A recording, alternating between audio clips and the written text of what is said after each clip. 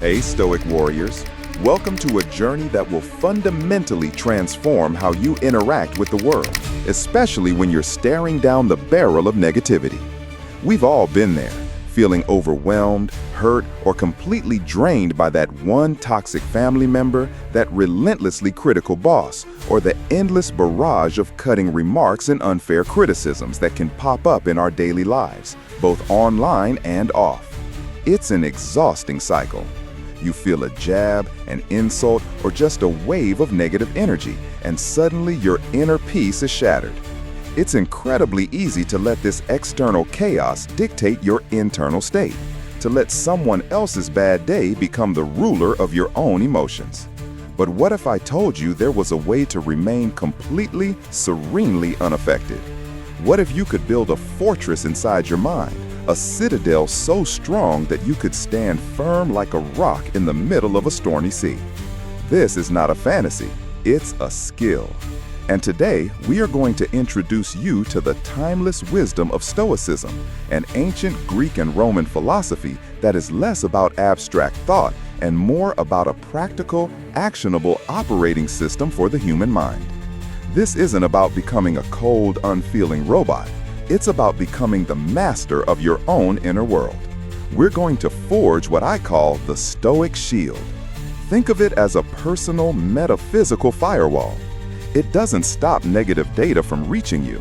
That's impossible. But it gives you absolute control over how that data is processed, ensuring no virus of negativity can infect your core programming.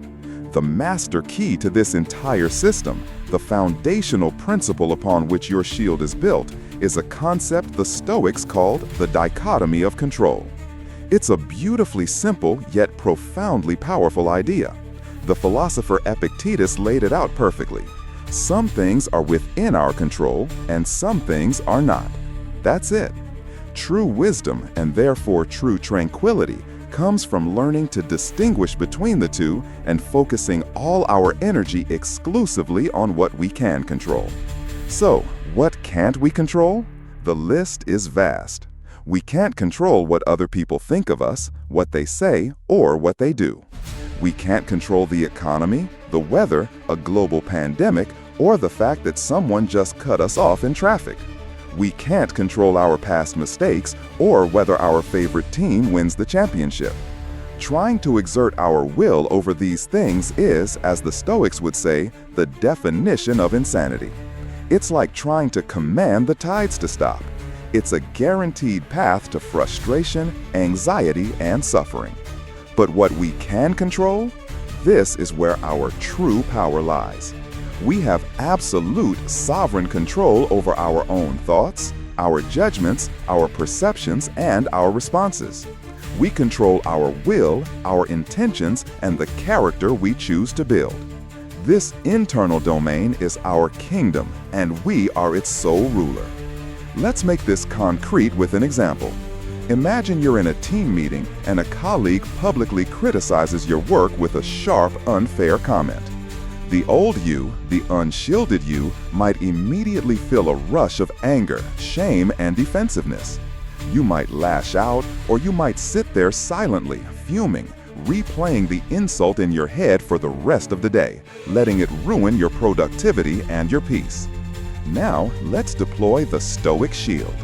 The comment is made. Instead of an immediate emotional reaction, you initiate a new protocol. First, you pause. You recognize the feeling of anger bubbling up, but you don't identify with it. You observe it. Second, you apply the dichotomy of control. You tell yourself, my colleague's opinion and their choice of words are external to me. They are outside of my control. My emotional response, my interpretation of their words, and how I choose to proceed, that is entirely within my control. Third, you analyze the insult as pure data. You ask, is there a kernel of truth in what they said? If, after honest reflection, you find a small piece of valid feedback, then it's not an insult. It's a lesson.